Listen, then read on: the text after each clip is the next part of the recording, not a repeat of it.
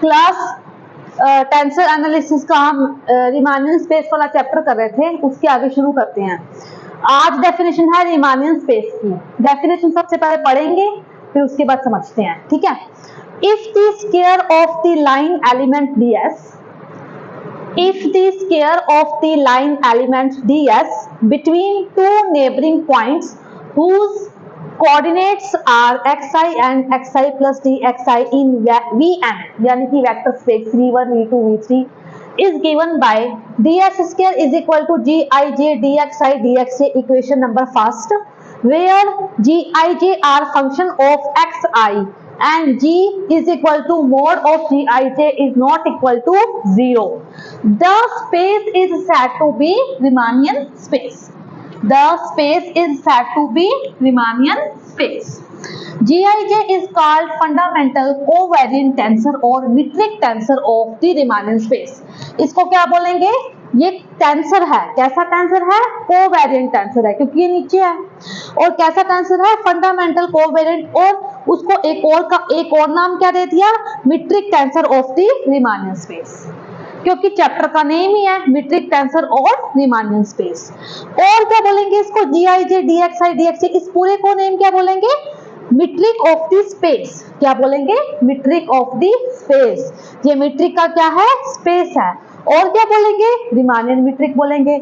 इसके क्या नाम है? मीट्रिक ऑफ द स्पेस और रीमानियन मीट्रिक, ठीक है। क्या कह रहा है कि if the square of the line element ds, if the square, इसका स्क्वायर ये कैसा है? लाइन एलिमेंट है, डिस्टेंस है। इसका स्क्वायर किसके बीच में? Two neighboring points of coordinates are xi and xi plus dxi in Vn is given by, ये क्या है? इन दोनों के बीच डिस्टेंस है dxi। dxi का मींस दो कोऑर्डिनेट्स हैं, उनके बीच में क्या दे रखा है? डिस्टेंस, ठीक है। तो इस ये क्या है? ये कोई फंक्शन है। ये क्या है? कोऑर्डिनेट्स के बीच में क्या है? डिस्टेंस है, v1 v2 v3 इस तरीके से। तो इसको क्या बोलेंगे? ये फंक्शन है, फंडामेंटल कोवेरिएंट टेंसर। और इस पूरे को क्या बोलेंगे? इस पूरे को बोलेंगे मीट्रिक ऑफ द स्पेस और रीमानियन मीट्रिक, ठीक है।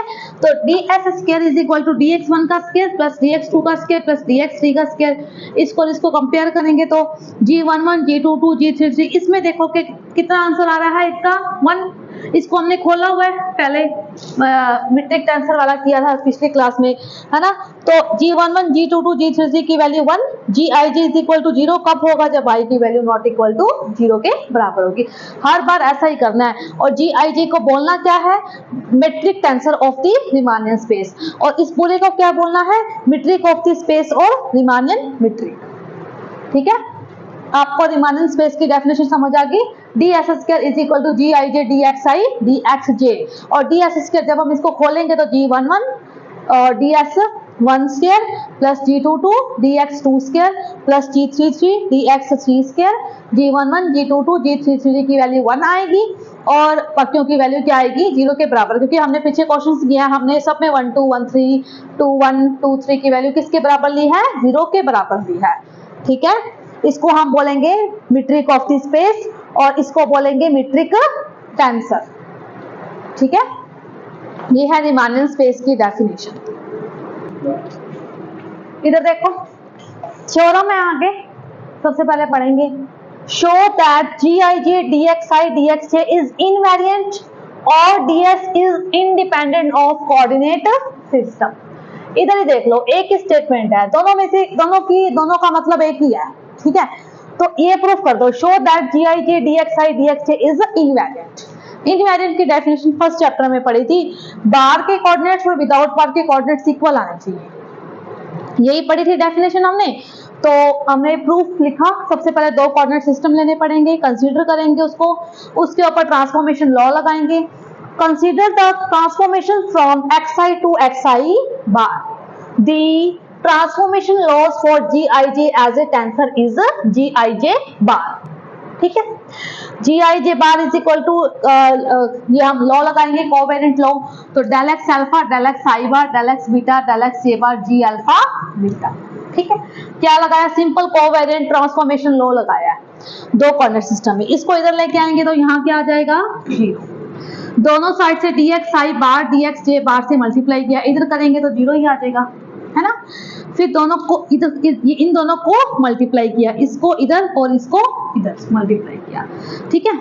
तो ये है माइनस। फिर इसके बाद हमने क्या किया, देखिए इससे कैंसिल हो जाएगा, इससे कैंसिल हो जाएगा, ठीक है। तो g i j bar d x i bar d x j bar minus g alpha beta d x alpha d x beta is equal to 0। और जब इसको इधर लेके जाएंगे तो ये बराबर में चला जाएगा, ठीक है, बराबर में जाएगा।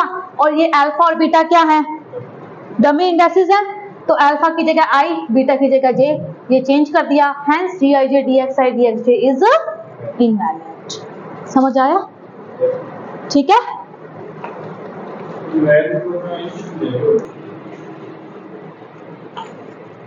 डेफिनेशन है एक, नेम क्या लिखा हुआ है, इंडिकेटर, ठीक है। पहले समझते हैं कि इंडिकेटर क्या है, पहले डेफिनेशन पढ़ेंगे फिर उसका मतलब समझेंगे, ठीक है। तो इंडिकेटर है, देखो D S square is greater than equal to 0 Euclid space in 4D। कैसा है, 4D स्पेस होगा, ठीक है। तो एक तो कोऑर्डिनेट होता है x1 x2 x3 और एक कोऑर्डिनेट ऐड करेंगे इसमें, कौन सा, x4। और वो x4 क्या है वो इसमें बताएंगे। डी एस स्क्वायर और इसकी मैट्रिक कैसे होगी, माइनस डी एक्स वन का square minus d x two का square minus d x three का square plus c square d x four का स्क्वायर। पहले क्या होती थी, d S square is equal to d x one का square g11 plus d x two का square plus d x three का square, बस इतनी थी। अब कैसी है, d S square is equal to, compare करो, कंपेयर से चीजें याद होती हैं, माइनस डी एक्स वन का square minus d x two का square minus d x three का square plus c square d x four का स्क्वायर। जो चीजें अलग है मैं उस पर जोर देके बोलती हूँ ताकि आप थोड़ा समझो उस चीज को। और इसमें सी क्या है, सी क्या है, वेलोसिटी ऑफ लाइट। और x4 क्या है, एक नया कोऑर्डिनेट है और वो कोऑर्डिनेट कैसा है, टाइम कोऑर्डिनेट। कैसा है, time. x1 x2 x3 x y z और x4 टाइम कोऑर्डिनेट। समझ आया आपको यहाँ। आगे देखो, अब इसमें कंडीशंस दे रखी हैं कुछ, इनको समझो। If x4 is equal to constant, ये c का मतलब होगा कॉन्स्टेंट, ठीक है। तो dx4 क्या होगा, 0। dx4 इज इक्वल टू 0 हो गया तो ds स्क्वायर की वैल्यू क्या होगी, minus minus minus ds square की वैल्यू क्या होगी, लेस देन 0। अगर x4 कांस्टेंट हो गया मेरे पास तो, ठीक है ना। और अगर x1 x2 x3 कांस्टेंट हो गए, ये 0 ये 0 ये 0, ये पॉजिटिव में है तो ds स्क्वायर हमेशा किस में आएगा, पॉजिटिव में आएगा। इफ x1 की वैल्यू cx4 हो गई, x2 x3 कांस्टेंट हो गए, ये खत्म ये खत्म, इसकी वैल्यू किसके बराबर, cx4 के बराबर, तो ds स्क्वायर की वैल्यू किसके बराबर आएगी, 0 के बराबर। इससे ये कट जाएगा, ये तो 0 हो गए, ठीक है। तो इसलिए हम ये कंडीशंस मैंने क्यों बताई है, ताकि ये मान ना आ जाए, ताकि ये नेगेटिव मान ना आ जाए। क्यों नहीं आना चाहिए, क्योंकि मैट्रिक हमेशा हमें ये कोशिश करनी है कि मैट्रिक हमेशा पॉजिटिव में आए, पॉजिटिव नंबर में आए। तो इसलिए हम इंट्रोड्यूस करेंगे इंडिकेटर को। इंडिकेटर का वैल्यू किससे लिखेंगे, ई से। उसका मान हमने अपनी मर्जी से लगाना है, या तो हम उसका मान +1 लेंगे या -1 लेंगे, ठीक है, ई +1 या -1। To make the metric always positive, matrix को हमेशा ही पॉजिटिव बनाने के लिए इंट्रोड्यूस एन इंडिकेटर, एक इंडिकेटर इंट्रोड्यूस करेंगे जिसमें e की वैल्यू +1 -1। अगर यहाँ से सारा मान माइनस आ रहा है तो e का मान रखेंगे माइनस, तो माइनस माइनस कैसा हो जाएगा, प्लस। अगर यहाँ से मान इस प्लस आ रहा है, सारा इसका मान सारा प्लस आ रहा है तो यहाँ पे e लगा होगा, तो e का मान क्या रखेंगे, प्लस।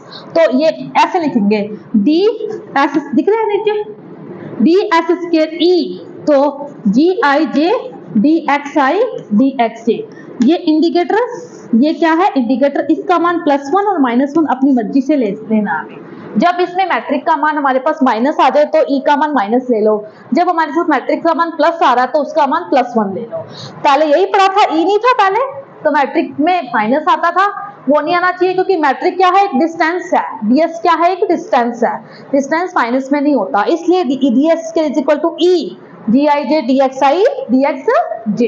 तो ई क्या है, इंडिकेटर है, क्योंकि मैट्रिक्स यहाँ पे क्या आ रही है, माइनस में, ठीक है।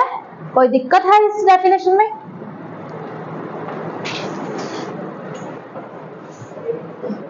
एग्जाम्पल नंबर 13 करते हैं।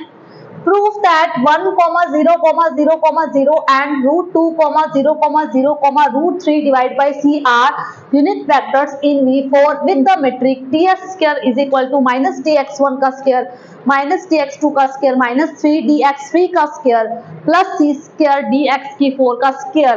Also prove that the angle between these vectors are not real. दो पार्ट है इसके, पहले एक पार्ट करेंगे।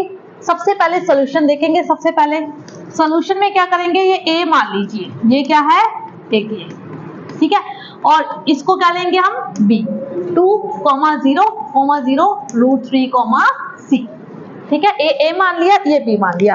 अब इसके वैल्यूज लिख लो, है ना। a1 की वैल्यू कितनी है 1, a2 की वैल्यू कितनी है 0, a3 की वैल्यू और a4 की वैल्यू कितनी आ गई 0, ठीक है। यहाँ पे b1 की वैल्यू कितनी है √2, b2 और b3 की वैल्यू कितनी दे रखी है 0 और b4 की वैल्यू कितनी दे रखी है √3 डिवाइड बाय c। अब उसको देखो, ऊपर वाली मीट्रिक को देखो, g11 की वैल्यू कितनी आएगी -1, g22 की वैल्यू कितनी आएगी -1, g33 की वैल्यू कितनी आएगी -1 और g44 की वैल्यू कितनी आएगी c स्क्वायर, ठीक है। अब gij की वैल्यू 0 है when I is not equal to j। इसका मतलब क्या हुआ, g12, g13, g21, g23, g31, c2 is equal to 0, ठीक है। ये हमें मीट्रिक दी हुई है, इसके मान रख दिए, इसके मान रख दिए, ठीक है। अब हम क्या करेंगे, a वेक्टर निकालना है कि इसका मान कितना आना चाहिए 1। बोलना है ना किसने, the metric d square are unit vectors, मतलब कि मॉडुलस ऑफ a कितना आना चाहिए 1 और मॉडुलस ऑफ b कितना आना चाहिए 1, ठीक है। तो हम क्या लिखेंगे, हम इसका मैट्रिक बना लेते हैं। Now a square is equal to क्या मैट्रिक आएगी, e g p q, हमारे पास a p a q, where a is indicator, where a is indicator, where a is indicator, और जिसमें हमें वैल्यूज उसकी लेनी है +1 और -1, ठीक है। a का मान निकालना है, तो सबसे पहले देखेंगे a स्क्वायर, इसको खोल देंगे, इसको खोलेंगे तो e तो पहले e का डिसाइड बाद में होएगा जब हम खोलेंगे उसको, ठीक है। तो अब देखो यहाँ पे लिखेंगे g11 a1, अब 1 2 लिखूं क्या, 1 2 तो लिखो है ना, क्योंकि 0 है उसकी वैल्यू, तो मैं क्या लिखूं g22 a2 और क्या लिखूं g33 a3 और क्या लिखूं g44 a4, ठीक है। अब ये e आ रहा है, g11 की वैल्यू कितनी है 1 और a1 की वैल्यू कितनी होगी 1, तो g11 a1, तो सबसे पहले हम यहाँ पे मान रख लेते हैं g11, हमारे पास a1 और a1, या ऐसा करो, इसका मान रख दो, इसका मान कितना आ रहा है, g11 का मान 1 और a1 का मान मेरे पास -1, सॉरी, g11 का मान -1, a1 का मान 1 और a1 का मान भी कितना होगा 1। g22 का मान कितना है, g22 का मान कितना है -1, a2 का मान कितना है 0, तो ये 0 हो गया, इसका मान -1, तो इसका मान कितना हो गया 0, और g44 का मान कितना है c स्क्वायर और a4 का मान कितना है 0, तो ये 0 ही हो गया। तो मेरे पास e का मान कितना आ गया -1, ये है a स्क्वायर। अब मीट्रिक कैसी आ रही है माइनस में, तो take e is equal to -1, तो a स्क्वायर का मान कितना आ गया मेरे पास 1, तो a का मान कितना आ गया मेरे पास +-1 और मॉडुलस ऑफ a कितना आएगा 1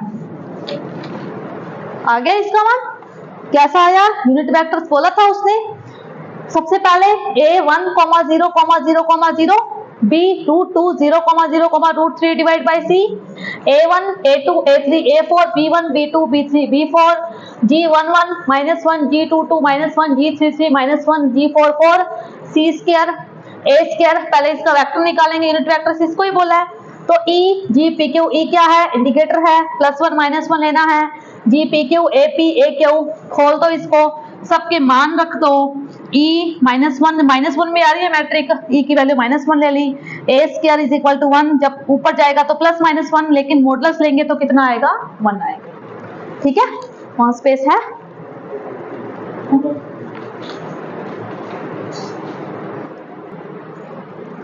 आगे देखो, आगे है b square e g p q और b p b q, ठीक है। तो इसको खोलेंगे हम, हमारे पास g11 b1 B1, G22, B1, B2, B2, फिर इसके बाद G33, B3, B3, G44, B4, B4।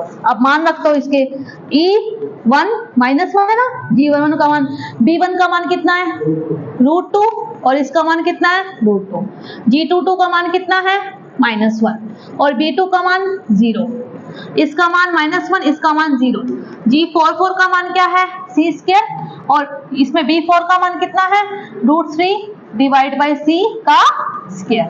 ठीक है, तो ये आ जाएगा E, ये आ जाएगा -2, ठीक है, +0 plus c² multiply 3 divide by c²। E का मान -2, c² से c² कितना आ जाएगा +3, तो E का मान कितना आएगा, E के साथ 1, तो और टेक E के मान कितना लेंगे +1, तो b² कितना आ जाएगा 1, ठीक है, और b की वैल्यू कितनी आ जाएगी +-1 और मोड ऑफ b कितना आ जाएगा 1, ठीक है, ये b का मान कितना आ गया यूनिट वेक्टर 1, ठीक है।